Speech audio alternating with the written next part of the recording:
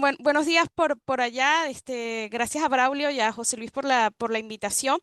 Y bueno, y por todos ustedes por estar aquí hoy. Este es el título de la presentación, como bien fue presentado. Y bueno, eso es lo que vamos a discutir en los próximos 40 a 45 minutos. Compartir algunas reflexiones que yo espero que les sean útiles a ustedes en su camino tanto académico como profesional. Em, con eso dicho, la presentación se divide en tres partes. Una primera parte que quizás es un poco personal y la quisiera pasar rápido para que entremos más bien en cosas más interesantes, que es una introducción, es dar un contexto inicial. Y después vamos a ir a otras partes que son realmente centradas en habilidades que desde mi punto de vista son importantes tener hoy en día y cerrar con una mirada desde el punto de vista que es más profesional, si lo podemos llamar de cierta forma. Antes de entrar en materia, un disclaimer, van a ver primero este disclaimer y después van a ver uno al final de la presentación. Eh, Esto es como un meme, un poco en tono de broma, pero sí quiero que lo tomen en cuenta. Esto no es una charla de consejos académicos o profesionales en un sentido estricto, o sea, aquí no vamos a ver cómo escribir una carta de motivación, cómo armar un currículum tanto para la academia o para la industria, no, no es nada de eso. Yo lo que quiero es compartirles unas experiencias personales que les puedan servir como un punto de reflexión. O sea, cada uno de ustedes es un individuo, un individuo que sabe cuáles son sus fortalezas, un individuo que sabe qué son las cosas que tiene que mejorar, un individuo que sabe con qué privilegios nació, un individuo que sabe cuáles son los desafíos que tiene que enfrentar.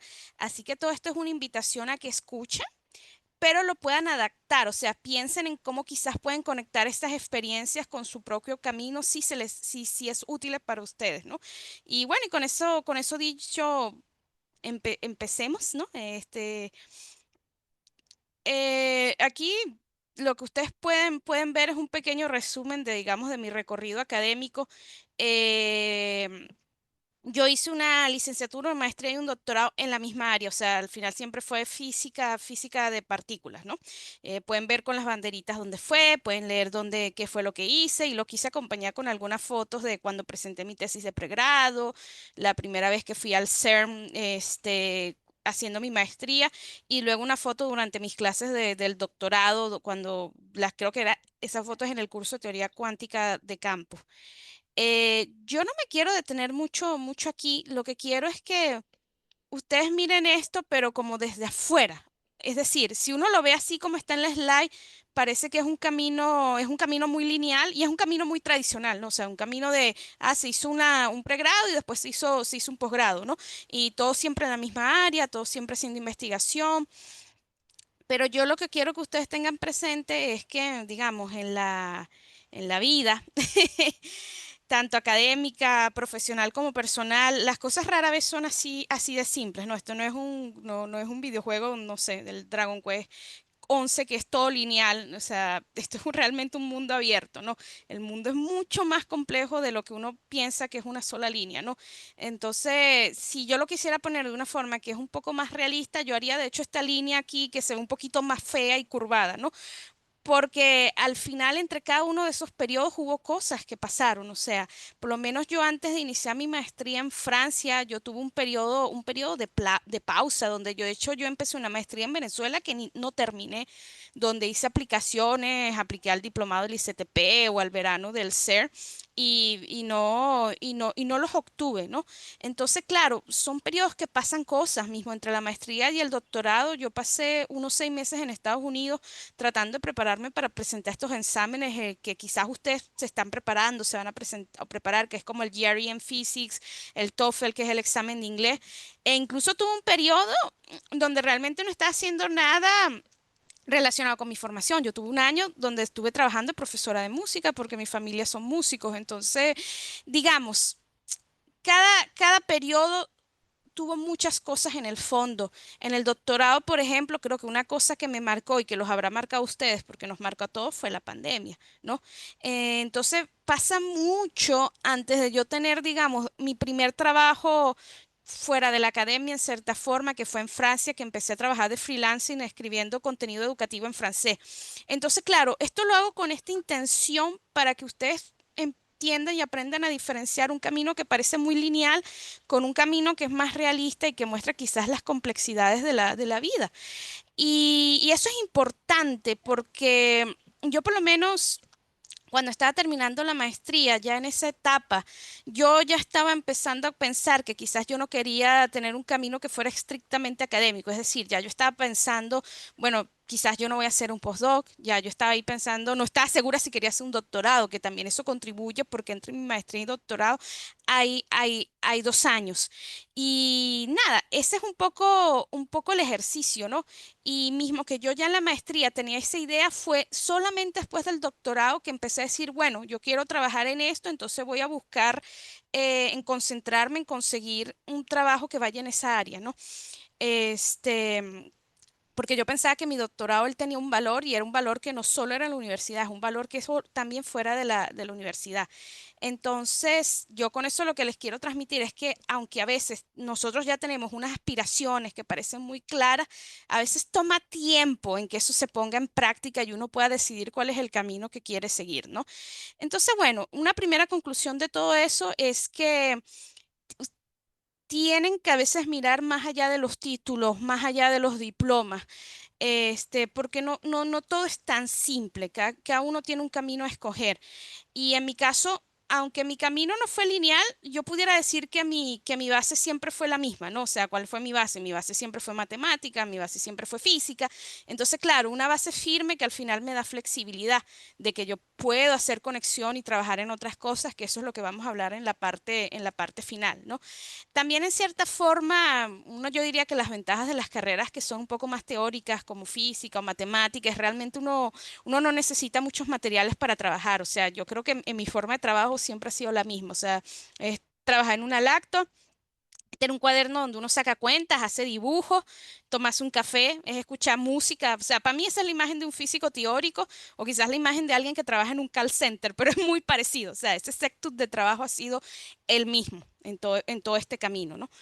Y la segunda conclusión, que va dividida en dos partes, es lo siguiente.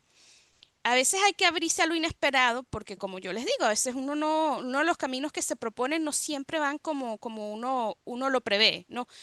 Y eso trae como consecuencia lo segundo, lo tercero que sale aquí en este slide, que es la parte de la resiliencia. O sea, de nuevo, la vida es compleja. No, voy a usar complejo más que complicada. La vida es compleja. Entonces, a veces surgen, uno cuando se está abriendo porque quiere descubrir, quiere conocer, entonces a veces pueden surgir muchas cosas que cambian el rumbo de qué es lo que nosotros nos proponemos. Puede suceder que pierdan interés en un tema. Y yo digo, si no te gusta el tema, ¿para qué vas a trabajar en ese tema? Lo digo con honestidad. O sea, les parece interesante, pero cuando comienzan a trabajar con ello, dicen, Mira, aquí no es." Ese fue mi caso. Yo hice una maestría en física experimental y yo dije, bueno, qué bonito, qué lindo, yo no quiero hacer eso más nunca en mi vida, o sea, de ahí dije más nunca. Y eso pasa, o sea, uno puede perder el interés en un tema porque realmente no le gustó. A veces sucede que los ambientes de trabajo son difíciles, que eso yo creo que es el caso de las mujeres en las carreras STEM, de matemática, física, tecnología. En los ambientes que son muy masculinos, a veces para algunas chicas se vuelven ambientes de trabajo complicados. A veces sucede que la gente puede tener problemas de salud. Eso sucede, o sea, uno se puede enfermar y de repente tiene que parar porque se tiene que concentrar en volver a tener salud. O digamos, a veces son las exigencias económicas de la vida real, por ejemplo. A veces nada más estudiar sin trabajar, ya eso es una bendición, pero sucede a veces mucho, le sucede a la gente, o sea, un padre o una madre puede morir, entonces a la persona le toca hacer ese cargo, digamos, de su casa y le toca estudiar y trabajar al mismo tiempo, o le toca incluso hasta parar sus estudios porque tiene que trabajar. Entonces, digamos, todas esas son situaciones que pueden llegar porque la vida es así y eso los obliga a que se tienen que adaptar y que se tienen que aprender a hacer las cosas a su propio ritmo. Y ahí vuelvo de nuevo, cada uno de ustedes sabe cuál es digamos, su límite. Entonces, esa combinación entre apertura y resiliencia es lo que uno se prepara para enfrentar a los desafíos. Y basándose en eso, de aquí es donde yo quiero, digamos, ¿qué más podemos hacer para prepararnos en esos desafíos? Entonces quiero que llegamos a la parte de las habilidades que pudiéramos aprender si quisiéramos entrar digamos, en profesiones que son más tecnológicas, ¿no? Esta fue una frase que yo escuché hace 2 años y creo que es muy, muy verdad y la aplico hoy mucho en el día al día. A veces uno piensa que uno necesita, no sé, una palanca, alguien que te haga la segunda para entrar en un programa que uno quiere entrar, para uno entrar a un trabajo que uno quiere. Pero mira, al final, con palanca o sin palanca, el contacto o no el contacto. A veces la realidad es que igualito a uno le van a hacer una prueba técnica, ¿no? O sea, al final uno se va a tener que sentar y demostrar qué es lo que sabe. Entonces, por eso es que uno tiene que estar preparado, porque a veces es uno, esos momentos de éxito que uno dice, conseguí este programa de posgrado o conseguí este trabajo que yo quería, viene también de que hubo una oportunidad y ustedes están preparados para tomar esa oportunidad. Entonces, hoy por hoy, ¿qué habilidades importan? Esta es según una distinción que ya ustedes conocen, ¿no? O sea, de las habilidades técnicas y las habilidades blandas.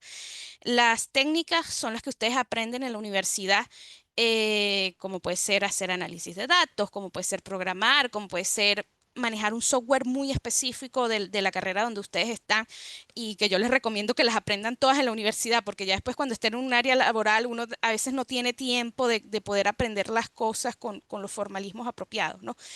Y las habilidades blandas son esas que son más transversales, ¿no? Es la comunicación, es el trabajo en equipo, es esta capacidad de adaptarse ante los conflictos, ¿no? Entonces, esta es una distinción que ya ustedes conocen, pero vale la pena tenerla en mente para lo que viene a continuación. Entonces, si nosotros nos concentramos en las habilidades técnicas, digamos, ¿qué necesito saber yo hoy si quisiera trabajar en un área de computación cuántica? ¿Qué necesito saber yo hoy si quiero trabajar en un área que sea un poquito más relacionada con la inteligencia artificial? Bueno, y la primera cosa es que van a tener que aprender álgebra lineal. Eso es algo que no se pueden escapar, quieran o no quieran. Y sí, yo aquí lo estoy poniendo un poco en tono de broma, de que sí, es solo multiplicar matrices, pero no es trivial. O sea, esto tiene un rol fundamental de fondo. Todo lo que es las operaciones con vectores, las matrices, las descomposiciones, saber que es un espacio vectorial, hacer transformaciones. Todo eso está presente y detrás de muchas de las tecnologías que hoy en día consideremos nosotros como avanzadas, ¿no? Por ejemplo, cuando uno habla de redes neuronales, eh, en estas capas que tienen estas redes, a veces ahí hay muchos productos matriciales entre pesos y vectores de activación, o por lo menos cuando uno va en las áreas ya como Natural Language Processing, que se representan palabras como vectores. Y si hablamos de computación cuántica, ya hay mucha tela que contar. Estamos hablando de qubits representados como vectores en un espacio de Hilbert. Estamos hablando de compuertas cuánticas, representadas quizás como una matriz unitaria que se transforman en estos estados. Incluso si hablamos de algoritmos, por ejemplo, el algoritmo HHL, se usa para resolver sistemas de ecuaciones lineales. Entonces, digamos, todo se conecta con saber álgebra lineal. Y mientras más rápido ustedes lo aprendan, mientras más pronto ustedes lo aprendan, ya esto a ustedes les puede solventar muchos problemas que se vengan a futuro. Y es por eso que yo les decía antes, es una base sólida que después permite tener cierta flexibilidad, sobre todo cuando uno anda transicionando entre áreas y les permite adaptarse mejor a los desafíos más allá de, digamos, lo que uno quizás pueda conseguir en un libro, ¿no? Entonces, eso es la parte de las habilidades técnicas. Y yo sé, ahorita yo lo estoy resumiendo quizás muchísimo, porque la palabra matemática aquí se queda muy grande, ¿no? Porque, digamos, o sea, alguien que le interese computación cuántica decía álgebra lineal es solo una cosita, ¿no? O sea, estamos hablando de que ahí entra en juego probabilidades, entra en juego los números complejos, entra en juego los postulados básicos de la mecánica cuántica, que sean físicos o no sean físicos, se los tienen que aprender. E incluso dependiendo del área donde ustedes estén, hay algunas personas que trabajan en computación cuántica y quizás les toca saber un poco de electrónica, o quizás ahorita con la movida de los últimos años va a tocar saber supercomputadores, va a tocar saber HPC, ¿no? Entonces, digamos, matemática es algo en lo que no me quisiera detener mucho porque pudiera ser muy amplio, pero hoy en día es algo que vale mucho, mucho la pena. Y ahora, si de ahí saltamos a las habilidades blandas, ¿qué es lo esencial? Miren, lo esencial es la comunicación. Yo sé que eso suena así como una frase trillada, así toda hipilonga de lo más importante en todas las relaciones es la comunicación, tus relaciones de pareja, tus relaciones de familia e incluso tus relaciones con tus amigos. O sea, pero no es mentira, o sea, yo creo que la comunicación es algo que es muy importante y la gente no le da la importancia que tiene que tener. O sea, y sí, lo podemos ver ahorita como un chiste, pero no lo es, porque ustedes en el futuro se queden en la universidad o salgan a un ambiente laboral, van a tener que trabajar en equipo, van a tener que interactuar con otras personas. Entonces, hoy por hoy tienen que saber cómo comunicarse con los otros. Y ojo, cuando yo digo comunicación, no estoy hablando de ser extrovertido, que si lo son muy bien. No estoy hablando de ser amigo de todo el mundo después del ambiente de trabajo, que si lo son, miren, todo muy bien.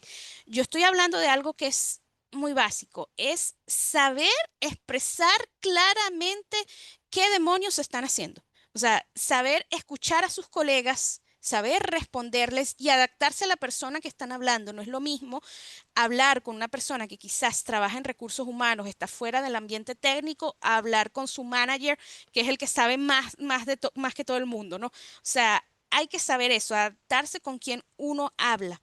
Y también en un ambiente de trabajo con tantas personas, también uno tiene que aprender a resolver conflictos, ¿no? Entonces, digamos, yo creo que comunicarse es algo que se le debería dar más valor. Una de las cosas que yo encuentro a veces muy triste, sobre todo en estos ambientes de investigación que son muy técnicos, es que a veces hay gente que es muy brillante.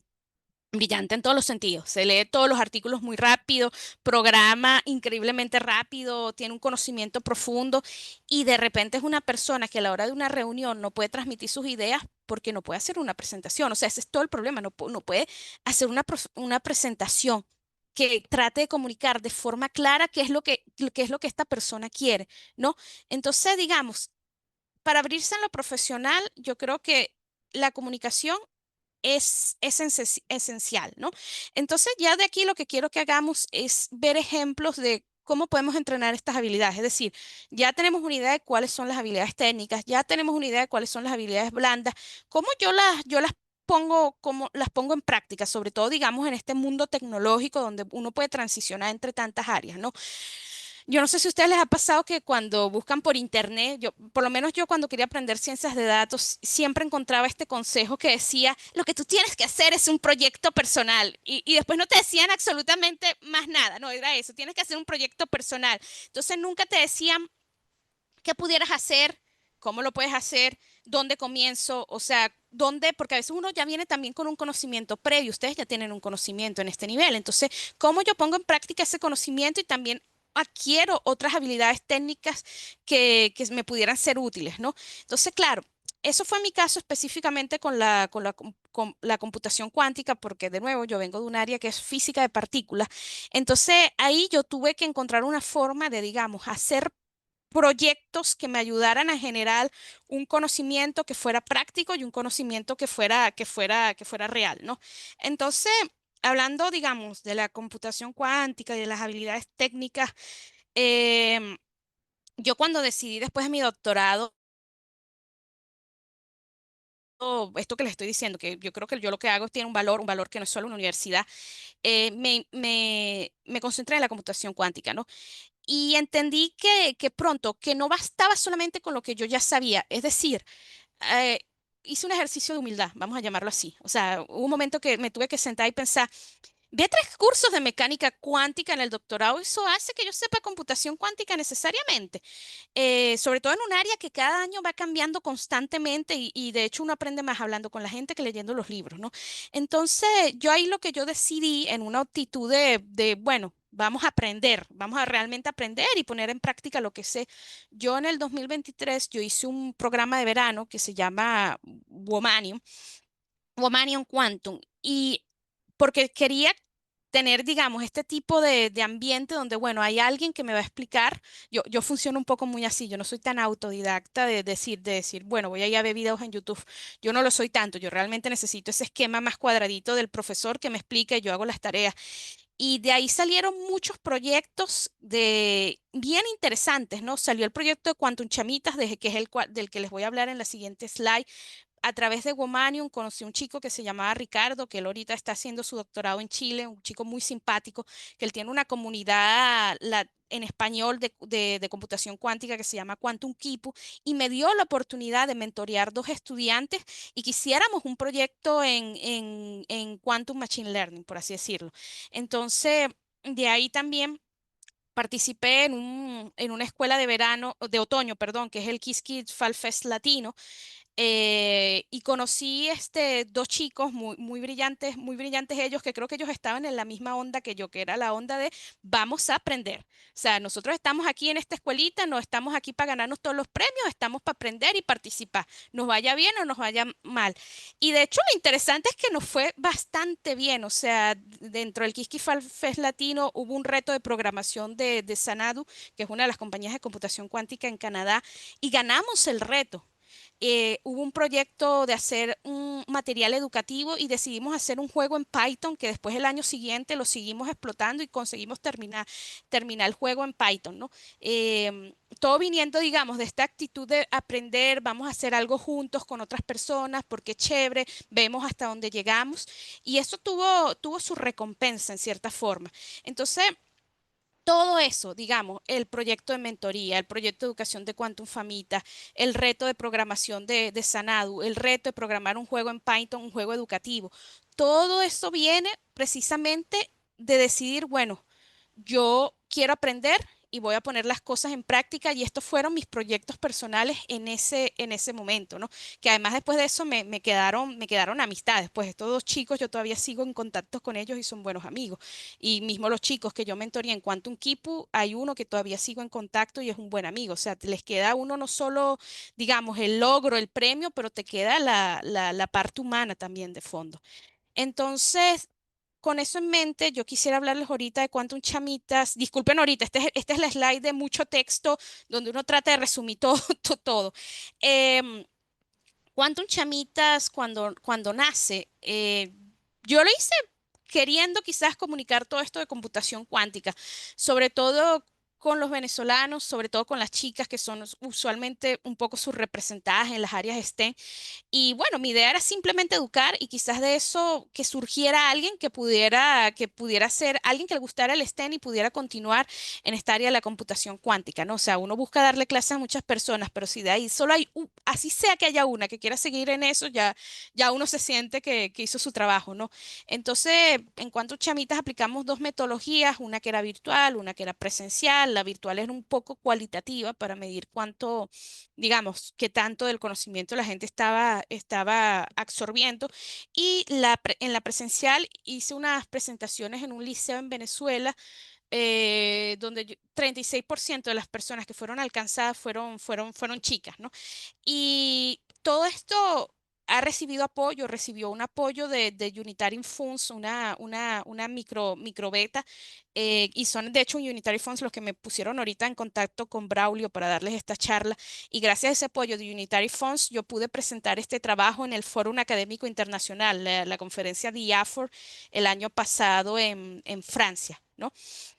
Entonces, digamos, a través del proyecto de Quantum Chamitas, yo personalmente siento que he puesto en práctica todas estas habilidades técnicas, sobre todo también cómo adaptarlas a un público que no es necesariamente un público STEM, ¿no? Y que ellos lo puedan absorber. Y por otra parte, esto me ha ayudado a poner en práctica las habilidades que son las blandas, ¿no? Entonces, después de todo eso, yo creo que hay otras reflexiones que me trae Quantum Chamitas y vuelvo con esta idea de que a veces uno se planea algo y otras cosas ocurren en el proceso, porque la vida es así. No, yo creo que una de las reflexiones más grandes de que me ha dado cuando en Chamitas de nuevo es la parte de las matemáticas, ¿no?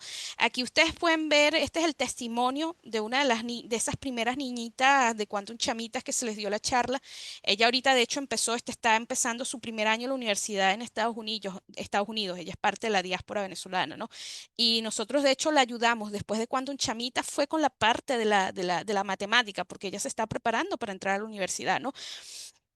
Y fíjense que eso me hace reflexionar mucho de que, de digamos, lo importante que es la matemática en el día a día, o sea, en el día a día en general, más allá de, digamos, no es solo que es importante en computación cuántica, no solo que es importante en inteligencia artificial, es importante a cada momento de nuestras vidas, desde el momento que vamos a comprar un pan y hay que contar cuánto nos dan devuelto, ¿no? Y y es tan triste que para mucha gente, yo a veces siento que el único problema que tienen con la matemática es que tuvieron un mal profesor. O sea, que la gente tiene esta actitud tan negativa hacia la matemática pensando que es aburrida, que es difícil y cuando pudiera ser muy interesante al final, ¿no? Entonces, claro, esa es una de las reflexiones que me trajo Quantum Chamitas y yo de hecho a futuro quisiera es concentrarme más en esa parte de las bases matemáticas para abordar la computación cuántica, porque creo que es muy importante. Y la otra reflexión que me deja Quantum Chamitas, que yo creo que es una reflexión no solo para computación cuántica, sino para inteligencia artificial, para todo lo que es tecnológico ahorita, es la parte de la socialización del conocimiento. Chicos, si alguien no lo entiende, no lo va a usar. Por mucho que ustedes le digan que es lo más maravilloso del mundo, por mucho que ustedes le digan, no, pero es que, mira, no sé, con esto te vas a ganar un premio Nobel, tu vida va a ser más fácil, no sé, por mucho que ustedes lo que quieran decir, si una persona no lo entiende, no lo usa. Y yo creo que eso es algo que nosotros los científicos tenemos que trabajar más, esto de cómo yo comunico de forma clara las cosas para que la gente lo entienda y la gente reconozca la utilidad de las ciencias en su día a día, porque las ciencias va de todo, desde, no sé, la fecha del vencimiento del cartón de leche hasta aquí, no sé, entender que es una compuerta cuántica. Hay ciencia en todo. Y nosotros tenemos que aprender a comunicarle eso a las otras personas para que ellos entiendan eso, ¿ok? Y terminando ahorita acá, yo creo que ahora quizás concentrándome más en las habilidades blandas, un ejemplo quizás de cómo ponerlas en prácticas para mí ha sido el aprendizaje de los idiomas, ¿no? Yo no sé si ustedes conocen a este señor que está aquí en la foto, este es Gerald T. Hoff. Él es un premio Nobel que si mal no me equivoco es por sus contribuciones en la teoría electrodébil, ¿no? Y él tiene un website que existe desde que yo estudiaba por allá hace más de 10 años que se llama Cómo ser un buen físico teórico. Ese es su website, que él lo ha ido, a través de los años, lo ha ido mejorando en su parte visual, pero el contenido sigue siendo el mismo. Él básicamente él lo que dice es que el estudio de la física teórica es como un rascacielos, ¿no? Donde cada área es como una piedrita que ustedes van colocando un nivel en este rascacielos, ¿no? Y él, una de las cosas que él dice que es como una de las bases de ese rascacielos es precisamente el hablar inglés. Es casi como un prerequisito, según él. Y yo creo que hoy en día eso es muy importante. Yo de hecho me atrevería a decir, mismo que sea una opinión personal, pero me atrevo a decir de que ahorita no saber inglés es como el analfabetismo del siglo XXI. Muchos de los materiales que están ahorita están es en inglés. Y sí, uno puede andar en la discusión también de que, bueno, es nuestra responsabilidad de crear más contenido en español, crear más contenido en portugués, pero hoy por hoy la mayoría de los materiales están en inglés. Y tarde o temprano, mismo que ustedes digan, no, yo voy a trabajar con materiales en español, tarde o temprano, digamos, la ciencia es internacional, hay que salir, hay que presentar sus trabajos. Tarde o temprano les va a tocar dar una conferencia o trabajar fuera en inglés. Entonces yo creo que hoy por hoy saber inglés es una buena forma de poner en práctica y adquirir esas habilidades blandas, ¿no? Pero también por otro lado, yo quisiera acotar, muy diferente a la opinión que tiene Gerald, él dice que quizás ya otros idiomas no es tan interesante, pero yo creo que para mí a nivel personal, una de las cosas que ha sido bastante bueno para mí ha sido aprender el francés. Claro, uno puede pensarlo como que, bueno, obviamente vives en Francia, ¿no? Pero yo de hecho yo cuando empecé a aprender a hablar francés fue en el 2012 con el descubrimiento del Higgs, porque yo estaba muy motivada en ese momento que yo quería ir a hacer algo y conocer el ser, cosa que efectivamente pasó durante mi maestría, ¿no? Pero yo después, durante el doctorado, continué el estudio del francés, ¿no? Y hoy por hoy, creo que aprender este idioma me ha ayudado a integrarme más donde vivo y me permite crear vínculos, ¿no? Vínculos sociales, que eso es muy importante. Porque cuando tú le hablas a una persona en su propio idioma, eso genera una confianza, o sea, genera una cierta cercanía. Y si eso te genera una cercanía y tú puedes tener un amigo con el que tú puedes decirle, vamos ahí al cine o vamos ahí a esta convención de anime, lo que sea, todo eso forma parte del bienestar psicológico. Entonces, digamos, no es solo el inglés porque es el idioma para acceder a todos los conocimientos técnicos que quieran, pero si en algún futuro están en algún otro lugar, saber otras lenguas puede ser útil porque los ayudas a ser amigos eventualmente, ¿no? Entonces, bueno, yo creo que la conclusión de toda esta segunda parte, antes de pasar a lo profesional, quizás es muy parecido a lo primero, bien sean los aspectos técnicos como la matemática o la programación o aprender, o los blandos como aprender un nuevo idioma, este, yo creo que todas esas habilidades, de nuevo, tienen un valor y es un valor que no solo se queda a nivel de universidad, sino que es un valor que después va proyectado a nivel profesional, porque, y eso es lo que les quiero hablar ahora después, o sea, del valor real en la vida cotidiana, que es esta parte de, bueno, el día a día, de que ir a trabajar y ser un buen ciudadano también, ¿no? Generando conocimiento científico para el país donde están, ¿no? Eh, Antes de comenzar esta segunda parte, este es el último disclaimer. Yo ahorita les voy a hablar, digamos, de mi experiencia profesional actual, del rol que yo tengo en mi compañía, el rol que yo tengo en el proyecto donde estoy. Y todo eso, de nuevo, es una perspectiva personal. Yo no estoy aquí buscando representar la compañía donde estoy, no estoy buscando representar el proyecto. eh, por algunas cosas específicas. Primero está el lado práctico de que si yo quisiera hacer eso, entonces la presentación tuviera que ser solamente eso, tuviera que yo comunicarlo en mi compañía y tuviera que usar hasta unas slides con colores específicos porque es como, es casi como presentar una marca, ¿no? Entonces, yo más allá de todas esas cuestiones prácticas, yo lo que le quiero compartir son unas reflexiones personales y no dar una posición institucional, es básicamente eso. Entonces, bueno, yo, si ustedes ven mi formación, que es fundamentalmente física, y ven lo que estoy haciendo ahorita, como me presentaron, sí hubo un salto, ¿no? Hay un salto desde lo que es la física partículas a lo que estoy haciendo ahora, que es la movilidad autónoma. Yo diría que uno como físico teórico, a veces uno cuenta con una formación que es bien sólida en matemáticas, pero creo que una de las cosas que uno más tiene es el pensamiento abstracto. Y el pensamiento abstracto es luego lo que se traduce mucho en que uno pueda comprender el álgebra lineal, uno puede comprender la probabilidad, uno puede comprender la lógica de programación. Y es por eso que yo digo que hoy por hoy la física teórica son las tecnologías del futuro, ¿no? Entonces yo aquí en esta slide trato de conectar lo que yo veo que es relacionado entre lo que yo vi en mi formación y lo que yo estoy haciendo ahora.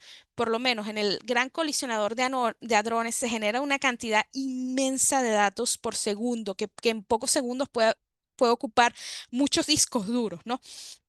Y no es solo eso, es que esos datos que se producen en un momento tienen que almacenarse, tienen que filtrarse y todo eso se hace incluso antes de hacer el primer análisis estadístico, ¿no?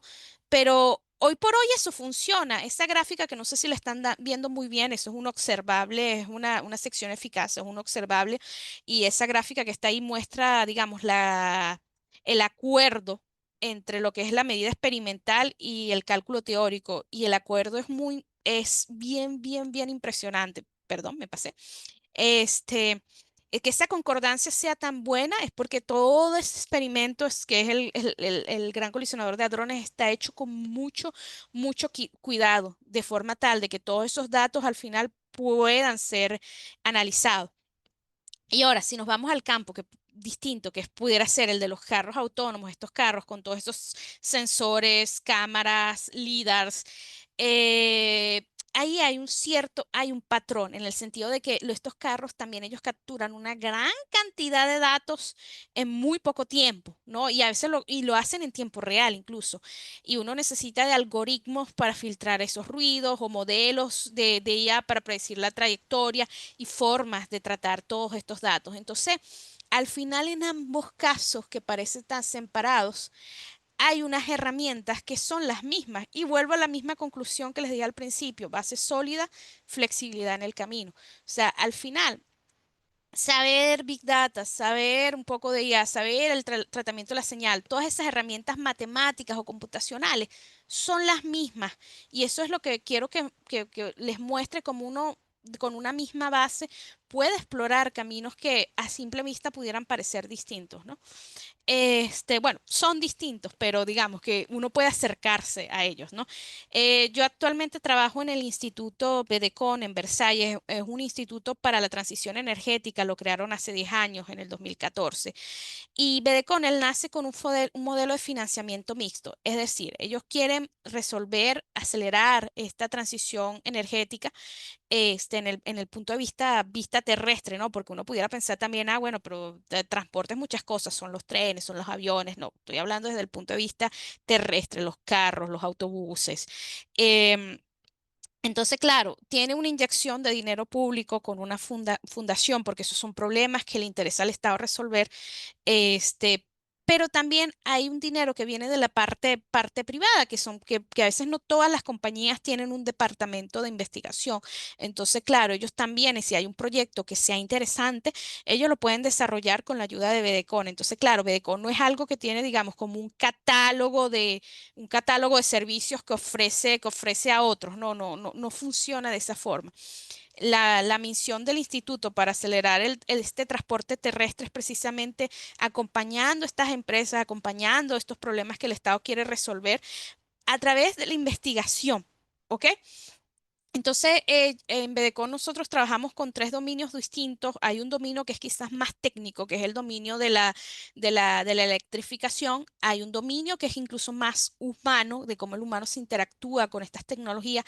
Y yo trabajo precisamente en el que está en el medio, que es el dominio digamos, de la interacción vehículo-infraestructura, ¿no? Donde buscamos mejorar estos transportes automatizados, buscamos reforzar la continuidad del servicio, buscamos a través de los datos definir cuáles son los escenarios críticos, ¿no? Y una de las cosas que hace Bedecom mucho es que ellos participan en proyectos europeos y yo particularmente dentro del instituto trabajo en un proyecto europeo que es el proyecto Berta, ¿no? Del cual les voy a hablar más adelante, pero lo que quiero concluir ahorita primero es que las ciencias básicas son importantes, hacer investigación es importante para el desarrollo de un país y por eso la investigación es clave y se necesitan este tipo de institutos que puedan ayudar en esas transiciones, ¿no? Yo trabajo en Bedecon específicamente en el proyecto Berta, que si ustedes lo traducen del inglés al español sería decir réplica comportamental de conductores humanos para tecnologías SAM. Este es un proyecto que es financiado por la Comisión Europea, en el que participan cada 14 instituciones en 6 países diferentes, ¿no? Y el objetivo es desarrollar es un modelo de conductor que sea más humano y que se pueda integrar en estos vehículos autónomos para hacerlos que trabajen de forma más segura, de forma más realista, ¿no? Entonces, claro, para entrenar ese modelo se necesitan bases matemáticas, bases probabilísticas, se necesitan medir datos de humanos, ¿no? O sea, incorporar todos esos factores fisiológicos, emocionales, incluso hasta culturales, porque todo eso influye en la forma en que nosotros reaccionamos cuando estamos manejando, sobre todo en esas situaciones de conducción que son complejas, donde puede haber un riesgo tanto para uno que el que maneja como otro usuario, ¿no? Entonces, mi papel dentro de este proyecto ha sido diseñar la arquitectura de los datos para que toda esa información se pueda estructurar y se pueda aprovechar en la construcción del modelo, ¿no? Entonces, para construir el modelo se necesita una metodología clara. O sea, definir la arquitectura de los datos es saber cómo se estructuran los datos, es saber cómo se colectan esos datos en las simulaciones o cómo se colectan esos datos si yo hago una experiencia, digamos, en la vida real, en el campo, no en una simulación. ¿Cómo yo garantizo si los socios tienen laboratorios diferentes para hacer las simulaciones, que los protocolos sean consistentes, que los protocolos sean reproducibles, aunque quizás ellos usen herramientas distintas, ¿no? Entonces, ese es mi trabajo. Yo soy la líder de ese Work Package. Después van a ver que los proyectos europeos ellos se dividen en paquetes de trabajo, ¿no? Y ese es mi trabajo desarrollar esos indicadores, desarrollar todas esas etiquetas y decidir cómo van a ser almacenados estos datos, en qué plataforma, cómo se va a desarrollar eso, ¿no? Entonces, ese es mi rol básicamente, asegurar, digamos, que el diseño de esa base de datos pueda satisfacer el objetivo final del proyecto, que es desarrollar ese modelo de conductor humano. Pero de aquí quisiera volver a esa parte de las habilidades blandas. Les recuerdo, o sea, es un proyecto que son 14 instituciones en 6 países distintos, ¿no? Y yo dentro de BDCom, yo diría que en mi primer año de trabajo, 30% de mi trabajo ha sido la parte de investigación, quizás, de decir, bueno, vamos a pensar qué tecnologías son las que vamos a utilizar, cómo hacemos que estos protocolos sean coherentes. Otro 30% de mi trabajo ha sido la parte realmente la parte técnica, de vamos a usar Docker para desarrollar esa solución de datos y vamos a poner estos softwares o estas plataformas aquí, y hay un 40% del trabajo que ha sido nada más la parte de la interacción con los socios. Y por eso es que vuelvo a la parte de las habilidades blandas, de la comunicación.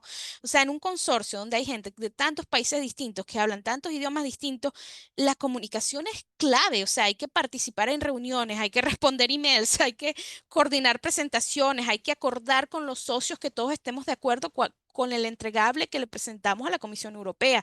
Entonces, toda esa parte de coordinar que avancemos todos en una misma dirección, para eso se necesita la comunicación. Entonces, bueno, se necesita la comunicación, se necesita saber inglés, pero digamos, en un proyecto internacional eso es muy, muy, muy clave. Y con eso yo no quiero despreciar las habilidades técnicas de nuevo, las habilidades técnicas son simplemente fundamentales. Yo creo que ese es como hasta ese el requisito mínimo.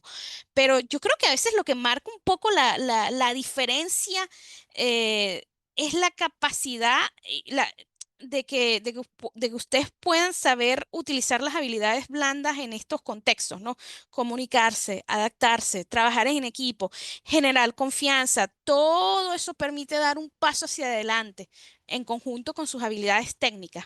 Entonces, aunque no sustituye lo técnico, yo creo que es un buen complemento y es importante en el desarrollo profesional. Y para ya aquí cerrándose, estas son las dos últimas slides. Hoy por hoy, ¿qué hay de la computación cuántica? ¿Qué hay de la inteligencia artificial? La inteligencia artificial nos va a sustituir a todos. Miren, si, si yo tuviera que estar ahora en el rol de decirles qué hacer, yo pienso que ustedes son ahorita una generación que está en el momento indicado, en el momento en que todas estas tecnologías están en desarrollo y que prometen en un futuro hacer la vida de los humanos más práctica, más útil, ¿no? Y yo lo que les quisiera decir que no es solo, o sea, tienen que hacerlo, hay que saber programar, hay que saber dominar las matemáticas, eh, pero no es solo eso, también yo creo que lo que los puede diferenciar a ustedes es saber cómo ustedes combinan esas habilidades técnicas, cómo yo combino esas habilidades técnicas con saber comunicarme bien, cómo yo combino mis habilidades técnicas, para colaborar con los demás, cómo yo combino mis habilidades para resolver problemas de forma más creativa, ¿no?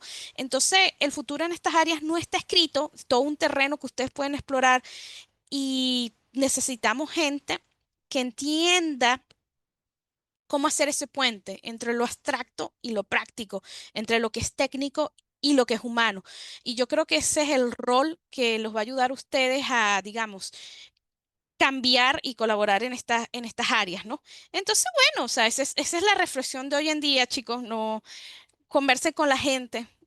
Yo creo que a veces parte de las preguntas es un poco, a veces sucede también de que uno no sabe exactamente qué es lo que quiere hacer para la tesis de pregrado, incluso, pero ya el hecho de, digamos, de que ustedes vayan, hablen con sus profesores, vean qué es lo que ellos hacen, lo puedan conectar con lo que ustedes tienen, ya eso los ayuda muchísimo, ¿no? Entonces, nada, no dejen de explorar. Eso los va a llevar a muchas cosas buenas o malas, y les tocará perseverar, les tocará ser responsable, asumir cuáles son las decisiones que tienen, y con todo eso se van a lograr integrar a toda esta nueva ciencia global que tenemos en el momento, ¿no? Y nada, eso es todo lo que yo quería decir hoy. Muchas, muchas gracias. Espero que haya sido comprensible, y ahora los escucho, y voy a tratar de poner aquí el Zoom para verles las caras. Eh, mm, mm, mm,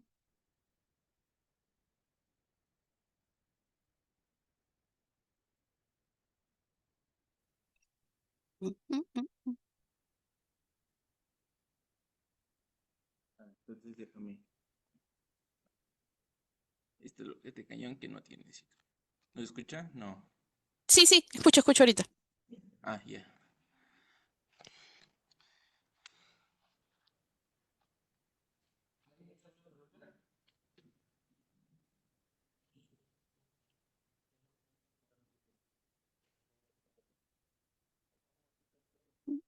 Ujú.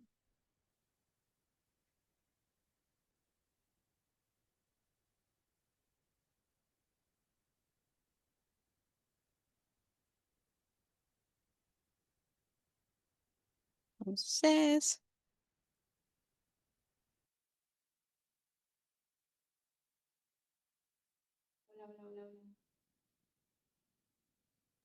creo que escuché un hola muy tenue de fondo.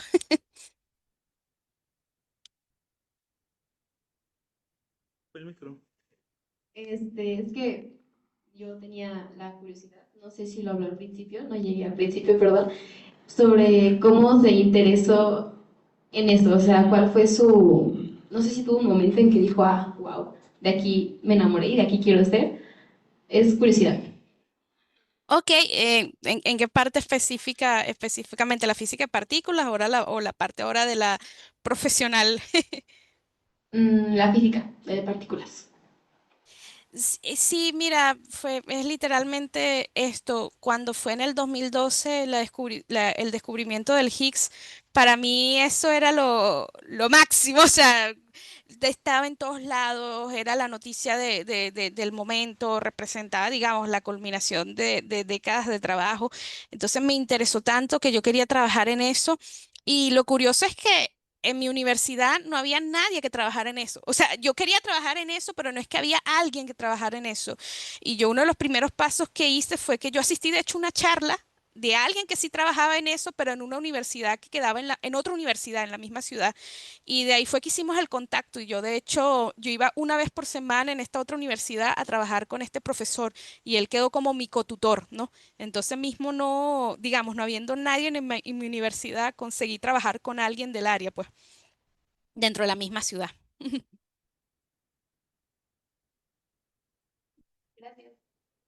Gracias a ti. ¿Tiene alguna otra pregunta? A lo mejor le podemos odiar para décimas con Braulio.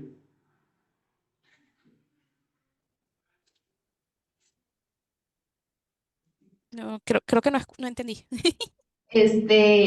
¿Y qué fue lo que ya no les encantó, ya no les siguió como que para seguir en esa área? Porque comentó que en su maestría dijo, ya no más.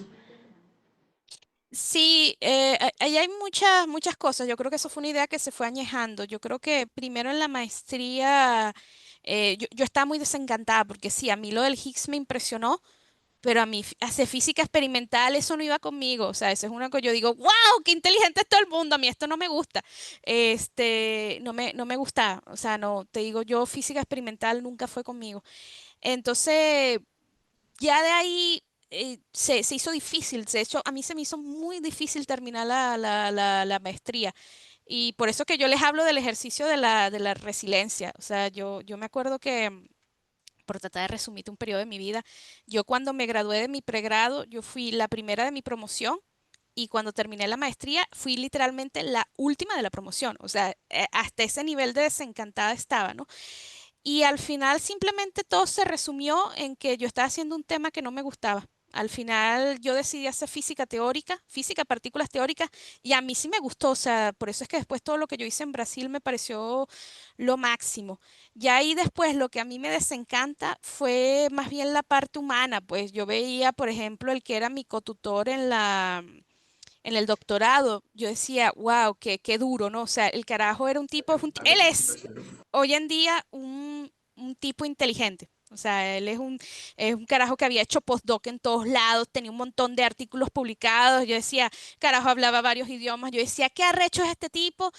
Y el tipo, mira, él andaba de postdoc en postdoc, o sea, él no tenía un trabajo permanente. Y yo decía, no, pero yo no puedo. O sea, si este tipo, que es más inteligente que yo, ni siquiera tiene un trabajo permanente, yo quiero vivir lo mismo. No, gracias. Y me gusta, me sigue gustando mucho la física de partículas, pero yo escogí darle valor a mis conocimientos de otra forma, porque para mí hoy por hoy lo que me importa es mi estabilidad, ¿sabes? Estar en mi casita, leer mis libritos, comprarme peluchitos de tiburones, eso es lo que a mí me gusta ahorita, y prefiero tener un trabajo que me permita tener eso.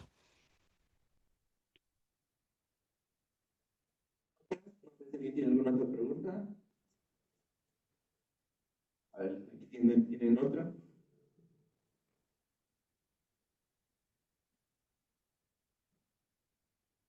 No, buenos días. Yo tengo más que nada una pregunta con respecto al uso de las habilidades blandas. Hablaba un poco que son esenciales y son necesarias, pero desde opinión personal creo que son, bueno, yo lo he experimentado en ambientes laborales, pero muy más sencillos, no ejemplificados a un sistema de ciencia o de aprendizaje, y creo que deben de ser debe de haber una forma en la que se trabaje en un sistema organizado. ¿Te da algún ejemplo de cómo estas habilidades blandas, como por ejemplo la comunicación efectiva y similares, realmente fue indispensable para lograr algún objetivo?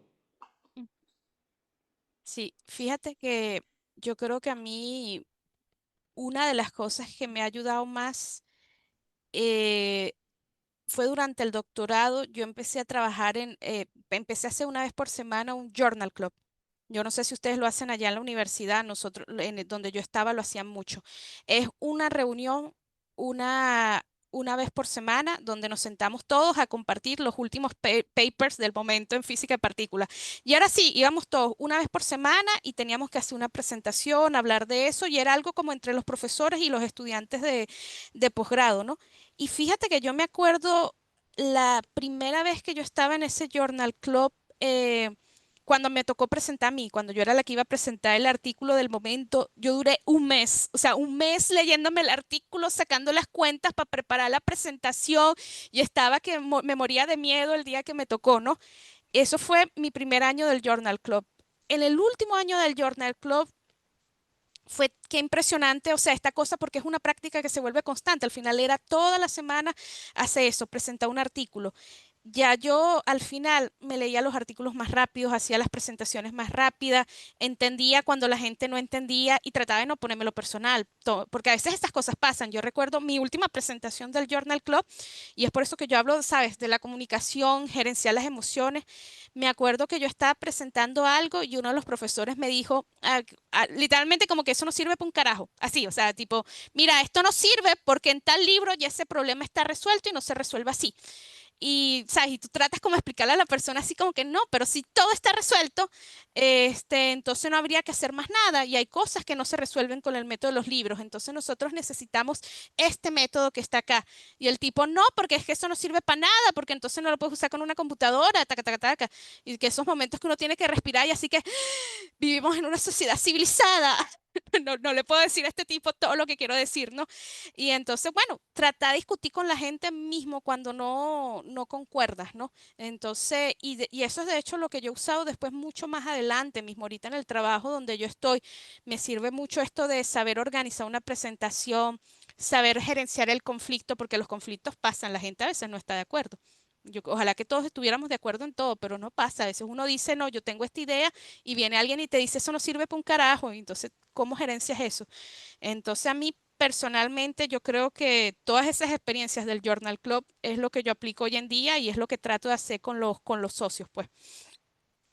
Por lo menos hasta para gerenciar el conflicto, uno tiene que saber exactamente qué es lo que va a decir, porque a veces la gente es un poco delicada, ¿no? Entonces uno tiene que saber cómo entras para no terminar, digamos, en un mal término con un socio, por ejemplo. Entonces, no sé si respondí tu pregunta, pero traté de ir desde el Journal Club hasta aquí. Sí, gracias. ¿Tiene alguna otra pregunta? ¿Tiene algún? Hola, buenos días. Buenos días. Eh, Hablaba también de habilidades técnicas como la programación, el aprendizaje de álgebra lineal y, y la IA, ¿no? Sí, bueno, ¿tiene alguna otra herramienta que nos pudiera ayudar en algún futuro? ¿O cree usted que alguna le hizo falta o que pudiera estar aprendiendo en este momento que nosotros nos pueda ayudar? Sí, fíjate que de hecho tengo un slide de eso. Déjame compartir rápidamente de nuevo la presentación. Porque sí, ya cuando uno dice de repente matemática, es un tema muy amplio, ¿no? O sea, decir de repente matemática y programar es algo que a todos nos queda un poquito como que, bueno, específicamente qué. Yo aquí puse algo que decía que debería aprender un ingeniero hoy, ¿no? Y yo, una de las cosas que he estado viendo mucho la movida en el último año es precisamente la parte de las HPC, de las supercomputadoras, ¿no? De hecho, ahorita en Europa hay un proyecto europeo que es toda una movida de cómo integrar, digamos, uno de estos procesadores cuánticos a una de estas supercomputadoras, ¿no?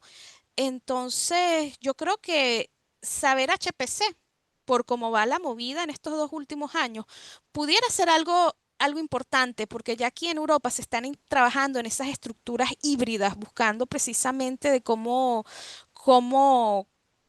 digamos, una parte del problema lo puede resolver este chip cuántico, pero todo lo demás, la refinación del resultado, lo hace un sistema clásico. Y fíjate que ahorita, porque también uno decir, ah, no, sí, tienes que aprender supercomputadoras, y uno puede decir, bueno, ¿y cómo aprendo supercomputadoras si no tengo acceso a un supercomputador, no? Em, Todos los años, alrededor de enero y febrero, en Brasil, ellos hacen como una escuelita online sobre HPC, que está buenísimo porque te enseñan todo. Te enseñan los frameworks, te enseñan desde los lenguajes que tú sepas, ponte si sabes más Python o si sabes C++, cómo me acerco yo a trabajar con una HPC, ¿no? Y eso es importante. Fíjate que incluso ahora yo hablándote de lo que hago yo en mi trabajo, que es la parte de grandes datos, Big Data. Nosotros ahorita en mi trabajo, una de las cosas que tratamos de hacer es que estamos tratando de montar un supercomputador para hacer este manejo de gran cantidad de datos, ¿no? Y saber eso, saber esas herramientas de Big Data, como es el Hadoop, el Spark, cómo esto se coloca acá, todo eso es importante porque al final también todas estas inteligencias artificiales eventualmente, cuando uno quiere entrenar estos modelos, sobre todo esos de inteligencia artificial generativa, como ChatGPT, etcétera, etcétera, para tú entrenarlos, tú necesitas un supercomputador. Al final necesitas una máquina que tenga toda la capacidad para entrenar esos modelos, ¿no? Entonces, yo creo que eso al futuro será más importante, ¿no? Saber cómo manejar un supercomputador, bien sea para entrenar los modelos, bien sea porque se está trabajando, que ahí es donde se van a integrar las computadoras cuánticas. Entonces, eso sería lo que yo ahorita pienso, dado el contexto de los últimos 2 años, que pudiera ser importante. Muchas gracias. Y ya para cerrar, ahora no sé, le agradeceríamos si pudiera hacer dos preguntas usted a nuestro público, para nosotros poderles dar un pequeño detalle a nuestro público asistente. O sea, yo hago ahora las preguntas. Sí, ellos van a contestar, los que contesten correctamente, pues les vamos a regalar una taza, o sea, de acuerdo a su presentación. Y usted nos dice si Eh, está la respuesta correcta, incorrecta, o si hay varias, pues cuál es la que más se acerca, ¿no? ok, ok, déjame pensar, no había pensado en esto. Bueno, yo creo que una pregunta sería, si yo les digo de que tengan una base firme y que eso les pueda y eso les pueda eventualmente servir para que creen un camino flexible, ¿a qué me estoy refiriendo? Que creo que eso fue uno de los puntos importantes de la presentación.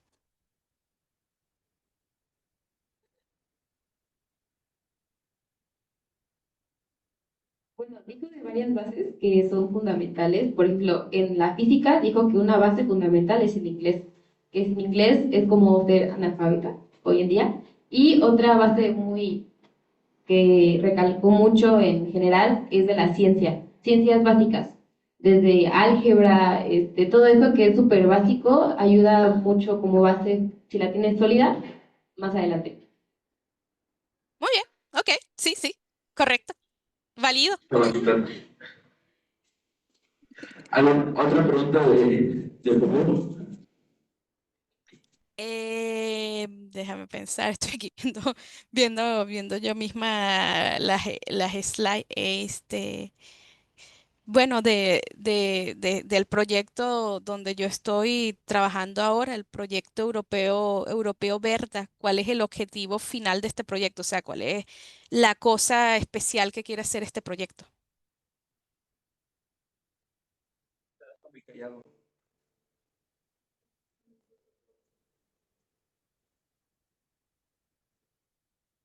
Ahí acaba de venir.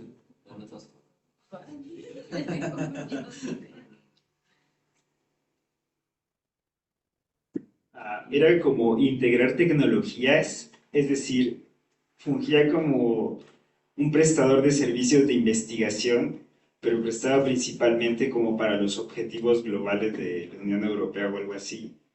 Recuerdo lo que en la parte en la que tú estabas, que era en la del manejo autónomo, y cómo acoplabas toda esta serie de sensores y hacías el manejo de datos para ver cómo era la funcionabilidad de los sistemas de conducción autónomo, pero obviamente todo esto integrado a proyectos más grandes, ¿no? Como un proyecto, no sé, tal vez de movilidad o de urbanismo o algo así.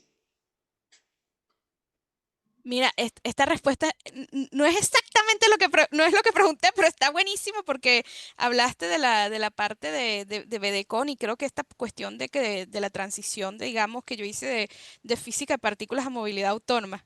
Quería hacer esa pregunta y si lo hubiese hecho hubieses contestado bien, de hecho. Este, pero no, yo pregunté cuál el objetivo del proyecto Berta, ¿no? Aunque casi que valido tu respuesta porque creo que está muy bien. Esa es una de las ideas de la presentación.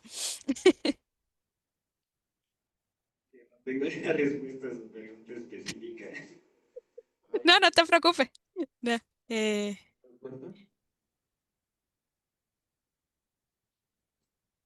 ey, si nadie más la tiene, yo valido esta respuesta porque me parece que va con uno de los sentidos del objetivo de la presentación. Entonces lo vamos a dar de una vez, como buena. Gracias. Ya para finalizar, no sé si puedo visualizar la constancia.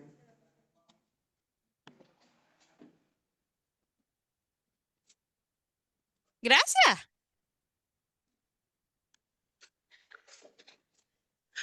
Muchas gracias. Entonces le hago la entrega a la Universidad Autónoma del Estado de Morelos a través del centro de...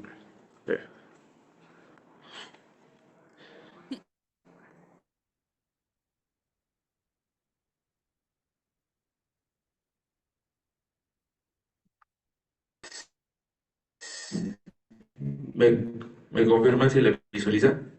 Sí, ¿O ya se sí, sí, congeló? sí, la visualizo. Sí, la visualizo.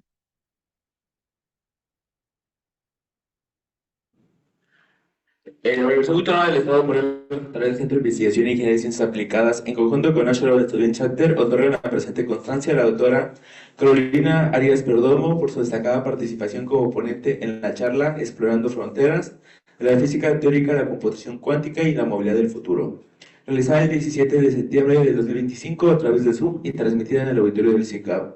La firma el doctor Escobedo Latorre, encargado de despacho de la dirección del CICAP, y un servidor como presidente de National Student Chapter.